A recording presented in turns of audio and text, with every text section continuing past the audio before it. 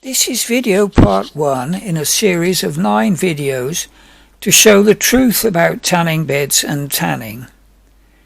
Video number 1 shows how we are being lied to about tanning bed safety. My series of videos will show you how to safely get the sweet spot of the maximum vitamin D that your body can handle without toxicity with my home tanning bed. There is a link underneath to buy it. Make sure that you watch all the videos in the series. I recommend watching just 1 or 2 every day for a week. In this video we're going to look at the many benefits and some risks of sun exposure and indoor tanning. I hope to present a balanced and carefully researched video so that by the end you can come to your own conclusions. And this is what Dr. Michael Hollick says: if you avoid getting sunburned, the benefits of sun exposure will far outweigh the possible dangers. I must declare an interest. I manufacture and sell a home tanning bed which you can hang on a door. You can use the link underneath to buy it. But you will need to answer a questionnaire first so I can be sure that you are well informed about UV exposure. Watch this video to get the answers. Various wavelengths of radiation hit the Earth. In this spectrum, which includes visible light and infrared light, is ultraviolet light. This is split into UVA and UVB. UVA is always present in daylight, while how much UVB penetration hits the Earth and at what times depends on distance from the equator, time of day and time of season.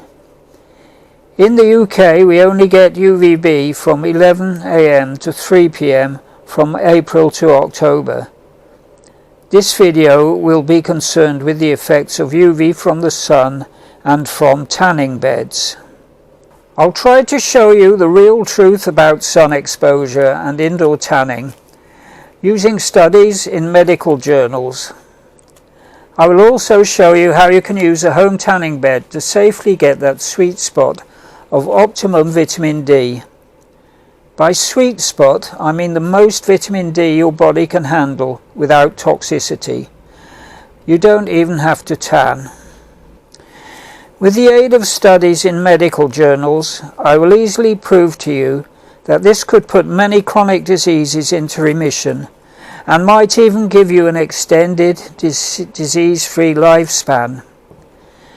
At the end of this video, you'll see excerpts from around 80 articles in medical journals.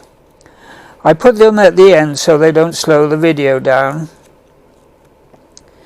Using studies in peer-reviewed journals, I will show you that some of the medical profession are deliberately exaggerating the dangers of tanning, particularly indoor tanning, to try to get indoor tanning banned.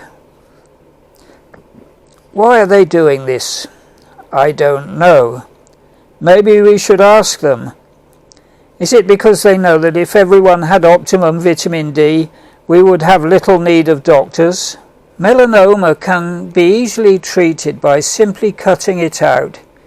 If at stage 1, before it has spread to the lymph nodes, so we will look at the 10 recognized predisposing factors, because some of them are avoidable, and which are the telltale signs, so that you can check your skin for them regularly.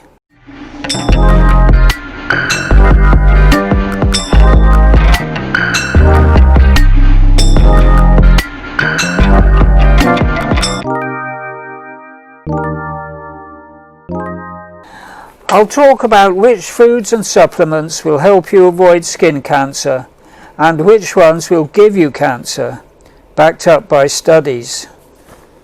I can tell you right now that in my unqualified opinion, the Australian culture of eating charred meat from a barbie must be at least 30% responsible for Australian cancer, including skin cancer. I've looked at hundreds of studies in medical journals And before we go any further, I want to tell you straight away that people who get melanoma, the deadliest but thankfully rarest form of skin cancer, most usually, but not exclusively, have fair skin and a history of burns, particularly in childhood, whether from the sun or from indoor tanning. Moderate, sensible, habitual exposure is protective. A lot of people don't realize that the redness that comes from burning is a delayed effect. You can burn your skin in 10 minutes under summer sun at noon, but red skin from that burn does not happen until 2 to 6 hours later, or even longer. So you can be oblivious to the fact that your skin is burning for hours on end. This is the true danger. Another danger is that some people think that you have to burn to get a tan, and that the more burned you are, the more you tan. You can get a tan without burning. Safe to use. Mayo Clinic dermatologist Dr. Don Davis says no. Tanning beds are labeled a carcinogen by the World Health Organization. I'm not disputing that overexposure to UV light may be a carcinogen, but only in some circumstances. And the skin produces vitamin D when stimulated by UV light. A deficiency of vitamin D is implicated in all chronic diseases, including all cancers, and that's including skin cancers. Vitamin D is an anti-carcinogen. Therefore, UVB is also an anti-carcinogen. While doing my research, I discovered 3 possible causes of skin cancer that have been overlooked. One of them is a medical procedure. It would be easy to do a case control study to prove or disprove my theory. I'll come back to that later. Dr. Davis says tanning beds are not the way to go. In addition to increasing your risk of cancer, they may also harbor bacteria and viruses. This is just silly. Tanning bed operatives clean the beds after each use, and with stand-up beds, there is not even contact with the bed. Tanning bed is much more dangerous for your skin than laying out on the beach. There are no studies which show that indoor tanning is more dangerous than sun exposure. The reason there are no studies which compare benefits or risks of indoor tanning compared to sun exposure is that people who like to tan usually do both. There are not enough people who use indoor tanning exclusively or sun exposure exclusively to make any valid comparisons. Before the age of 35, it actually increases your lifetime risk of developing melanoma by 75%. So it's a big deal. Whoa! I can tell you now, this is completely bogus. Let's look at who else is saying this. This could have been prevented. I've got a tan, a killer tan, but this is not what I had planned. My tanning was meticulous, but now I feel ridiculous. The doctor says I need to go for scans. I've got a tan, a killer tan, and every tan's a killer tan. I got so vain that I forgot my health. Now I've got melanoma as I'm getting my diploma, because I got a killer tan, and every tan's a killer tan.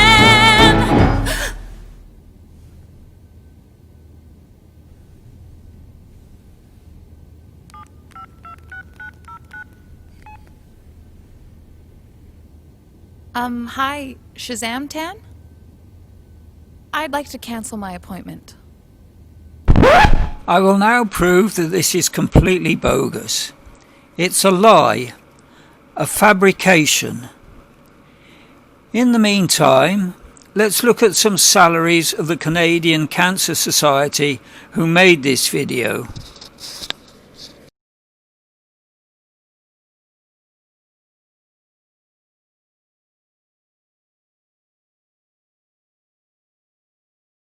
So where does this alarming figure of 75% chance of melanoma if you blah blah come from? You will see that this use of indoor tanning beds before the age of 35 increases the risk of melanoma by 75%. Is the COVID-19 of the internet. Not only has it infested Google search results, it has also infected PubMed.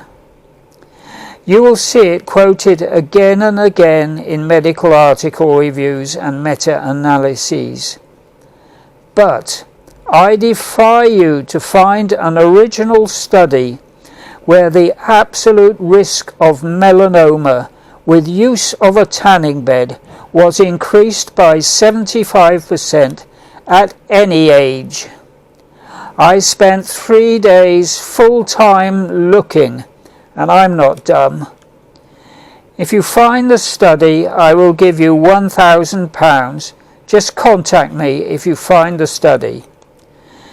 Just who is pulling the strings here? Is this the American Medical Association Black Ops Department at work? Is it someone at the Manhattan banks who control all the drug companies? Let's look at the only reliable or fairly reliable sources. Actual case and control population studies. In the two studies I'm going to show you, each individual of a group of patients with invasive melanoma, called the case population, was matched as closely as possible with a non-melanoma individual of the same age, gender, skin type, etc. These are called the controls. The use of tanning beds in the two populations is then recorded. Note that the main cause of melanoma found here is a history of melanoma in relatives. In other words, a genetic risk. 959 melanoma cases were compared to a similar number of controls in this UK study. So the conclusion was this. In summary, we have found no evidence for sunbed use as a risk for melanoma in the UK.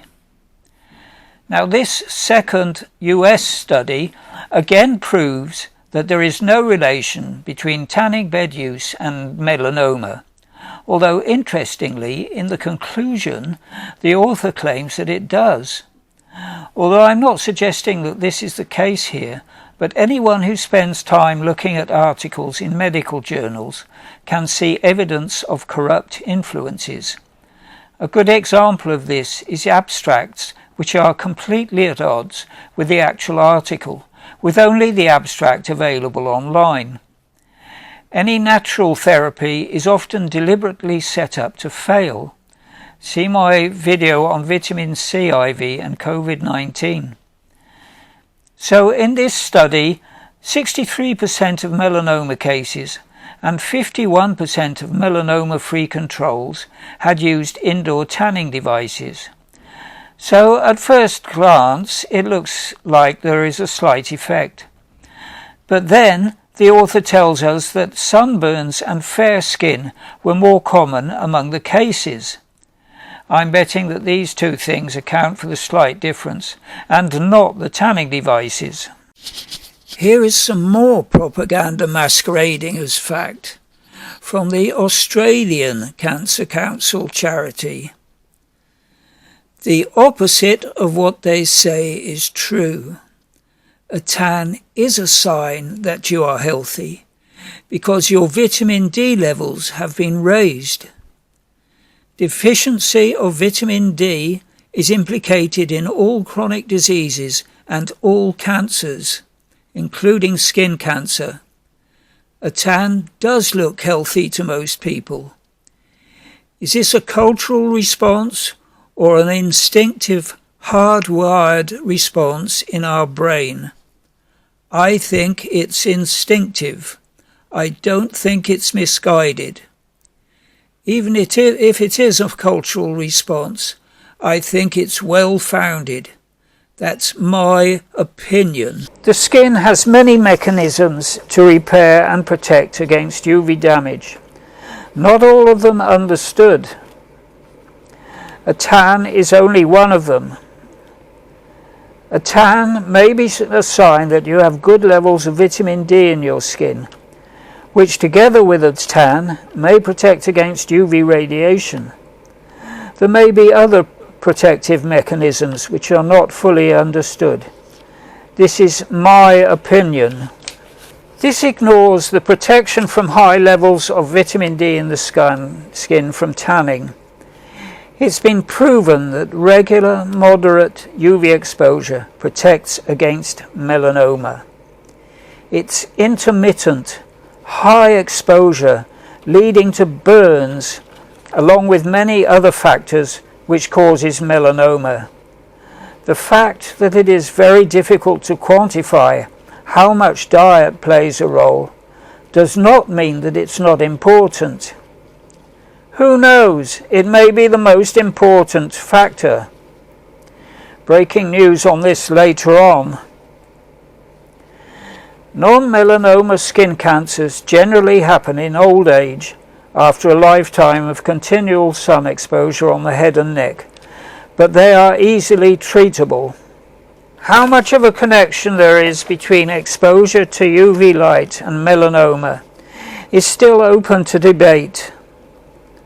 There are many factors, and I will look at those next. But to the extent that there may be a connection, it was long thought that it was only UVB light which was to blame, as it was known that it was UVB and not UVA which was responsible for sunburn. It's now thought that UVA may also be to blame, and may even be the main factor. Well, he's fully recovered, except for a few minor kinks. Has he asked for anything special? Yes, this morning for breakfast, he requested something called wheat germ, organic honey, and tiger's milk. Oh, yes, those are the charm substances that some years ago were felt to contain life-preserving properties. You mean there was no deep fat? No steak, or cream pies, or hot fudge? Those were thought to be unhealthy. Precisely the opposite of what we now know to be true. Incredible. This has led to two unfortunate consequences. Number one, for decades people have been slathering on sunscreens which only blocked UVB radiation and not UVA radiation. This allowed people to sunbathe for hours on end without burns and achieve a superficial tan caused by the oxidation of the melanin in the skin without the extra protective effect of stimulation of melanin production by UVB. It's UVB radiation, not UVA, which produces vitamin D. It's now thought that overexposure to UVA may be just as harmful, or even more harmful, as exposure to vitamin D, and so people would have been exposing themselves for dangerously long periods to UVA without the anti-melanoma effects of the vitamin D produced by UVB. Number two has been ill-informed regulation of the tanning industry due to this misconception, particularly in the European Union, so that tanning devices do not emulate the UVA-UVB ratio of the afternoon sun, but instead emit mainly UVA. This may also suit tanning bed operators, because customers are less likely to experience UVB-caused burns. But the downside for customers is that you are exposed to mainly UVA without the benefit of more vitamin D stimulated by UVB. Perhaps it's this ill-informed meddling with nature that's responsible for the continuing rise in melanoma. Will the tan you get from indoor tanning act as a sunscreen when you go on holiday and get lots of sun exposure? A tan has been calculated to be around sun protection factor 3. Sunscreens start at sun protection factor 15, so it would give some protection, but not much. And this is one of the smug arguments of the anti-tanning industry propagandists. However, here is my argument. It's well known that vitamin D protects against all kinds of cancer, including skin cancer.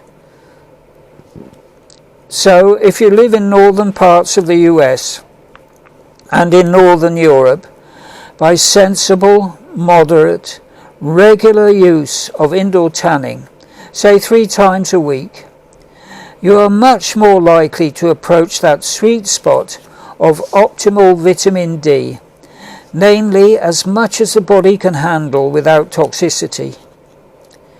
Once you have optimum vitamin D, your body stops producing it, but it produces further anti-skin cancer substances in addition to the vitamin D. This must be why outside workers who are always exposed to the sun rarely get melanoma. It's factory workers and office workers who get intermittent exposure who get melanoma. I'll pause here for a few seconds so that you can read the medical article excerpt properly. So if you do get to expose yourself to noonday sun in the summer, your skin contains optimum amounts of nature's miracle anti-skin cancer medicine. You will be preventing around 100 chronic diseases. You don't even need to tan. And by the way, I'll be posting up the studies, excerpts from studies about the chronic diseases and vitamin D at the end of this video. You don't even need to tan. If it takes you 10 minutes in the sunbed to tan, you could do just 5 or 7 minutes and just get the vitamin D. If you have skin type 1, which never tans and always burns, you get a much higher dose of vitamin D from UV than people with skin that tans. Just a minute to start with, and maybe build up to 2 or 3 minutes when you have reached optimum vitamin D. And do that if you've got type 1, just use 1/5 of your minimal erythritol dose. More about that later on. Among several known predisposing factors for melanoma is the so-called ginger gene. Early modern humans evolved near the equator and under the equator's harsh sunlight. In order to stop the skin from burning, their skin and hair developed a protective dark pigment called melanin, produced by specialist cells at the bottom of the skin layer called melanocytes. Just a few of the sun's rays were still needed to penetrate the skin, nevertheless, to produce vitamin D, a very important hormone. Please see the companion video to this one called UV Light and the Skin. As our nomadic hunter-gatherer ancestors moved out of Africa 55 years ago and then spread to all parts of the globe over thousands of years, many of them ended up living in the dense forests of northern Europe for thousands of years as hunter-gatherers, where the black skin of their ancestors would have prevented them from getting enough sunlight to produce adequate vitamin D. Oily fish like salmon and trout would have provided some much-needed vitamin D. Over time, though, their skin and hair evolved to make less melanin in order to allow the scant rays to produce adequate vitamin D. So, we have the blonde Germans and Scandinavians. In some isolated pockets like Scotland and Ireland, mists would have blocked out even more of the sun, and a further mutation was needed to allow sufficient UV light in summer to produce enough vitamin D. This further mutation was a yellow-red kind of melanin called pheomelanin. The dark melanin, which originated in Africa, is called eumelanin.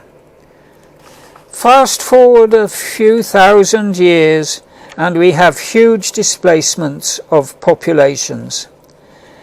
African slaves to North America, and many people of Irish ancestry with the ginger gene to Australia, and people of Scottish ancestry with the ginger gene to New Zealand.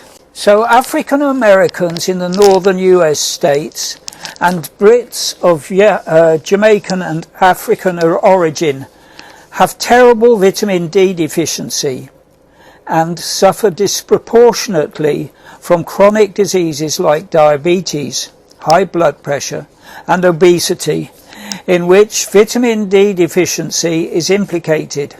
This video is being made during the COVID-19 crisis, and older black Americans are dying in great numbers because of this. The appropriate skin tone for the Australian climate is black, like Aborigines. White Australians and New Zealanders, particularly those with red hair on the other hand, have very little of the natural sunscreen in their skin.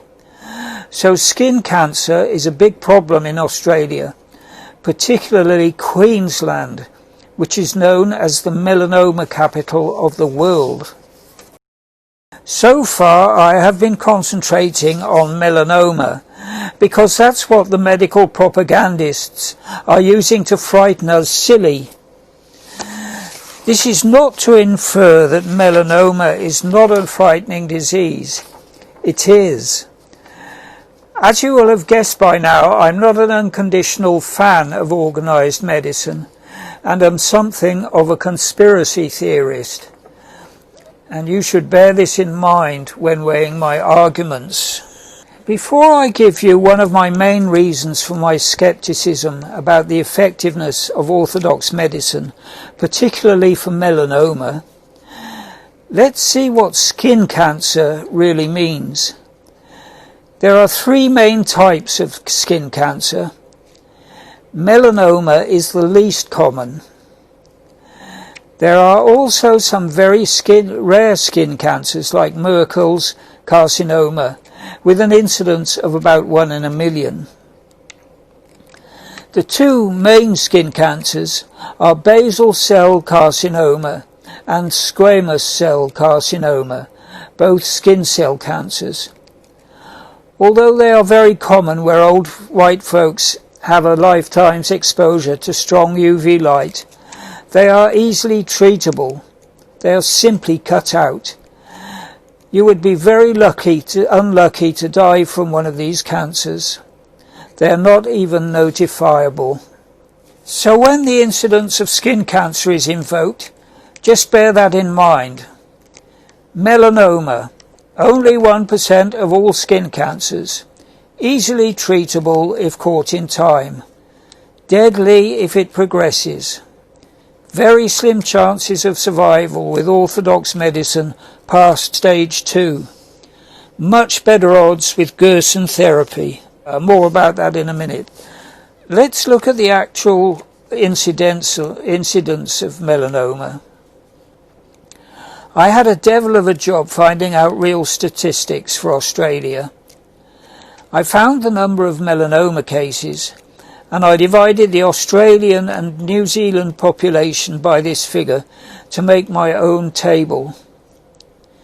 In New Zealand, you have a lifetime 1 in 170 chance of dying from melanoma, and in Australia the risk is 1 in 200. Lifetime risk of getting melanoma 1 in 22 in New Zealand and 1 in 20 in Australia. Here is the incidence of melanoma in the US according to Professor Hollick in his book The Vitamin D Solution. Lifetime risk of getting melanoma in the US, 1 in 50 for whites, 1 in 1,000 for blacks, and 1 in 200 for Hispanics. In the UK, the risk is 1 in 36 for males and 1 in 47 for females. From the Cancer Research UK website. It's interesting that the risk is noticeably higher for females in the UK and noticeably higher for males in Australia. Here is a graph of the incidence rates of melanoma in Australia. Sid the Seagull started his Slip Slap Slop campaign in 1982. As you can see, it has not made a dent in the number of melanomas. Commercial tanning salons were banned in 2015. I can't find incidence rates past 214. I wonder if the ban has made a dent. Vitamin D deficiency is implicated in 100 different chronic diseases. It was noted as early as 1941 in the US that states with high sunshine had less cancer. In multiple sclerosis, it's been found that there is a beneficial effect of sun exposure, independent of vitamin D. Incidence per capita of MS increased significantly between 2010 and 2017 in Australia, according to this study. If I was dishonest, I could use this to prove that the Slip Slap Slop campaign has had a significant adverse effect on MS rates. But, in fact, if you look at the figures, the rise is not that steep. Another case where you need to read studies carefully to get at the truth. What is significant is that the risk of developing MS in cool, rainy Tasmania is double that of sunburnt Queensland. Among the many reasons that I'm sceptical about the effectiveness of organised medicine is that for melanoma the Gerson therapy is so much more effective. Yet we don't get to hear about it. Why is that? I would advise you to find out about alternative medicine while you are healthy, so that if the big C does come knocking at your door, you are not railroaded into orthodox treatment because you did not know that there was an alternative, and come to regret that you did not know when it's too late. Please read A Time to Heal by Beata Bishop. She is 95 at the time of making this video in 2020. She recovered from stage 4 melanoma, usually a death sentence, 38 years ago, using the Gerson therapy. It took her 2 years and 3 months to do it. She is Hungarian and founded a Gerson clinic in Budapest. Her book is very uplifting and inspiring. It's my favourite book. Here is Beata giving a presentation in 2013 at the age of 87. As feisty as her great friend Charlotte Gerson, who sadly is no longer with us. She also put her diabetes and osteoporosis into remission on the Gerson therapy. Gar Hildebrandt worked for a while as the director of the Gerson Clinic in Mexico. In 1995, he collated survival statistics from orthodox clinics and compared them to success rates in the Gerson Clinic. I made this table from his results. There is a link to his study underneath. You will notice that far more patients survived on the Gerson therapy, especially at stage 4 when the melanoma has metastasized. I'll give you a few more seconds to read the results.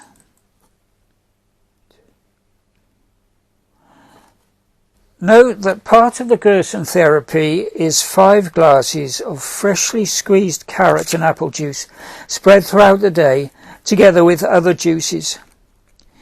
In doing this therapy to cure melanoma, you would have to stay well away from UV exposure because carrots contain furanocoumarins, which are phototoxic and may be melanogenic if the skin is exposed to UVA radiation. More on this subject later on. During her stay in the Gerson Clinic in Mexico, Beata had strict instructions to stay out of the sun.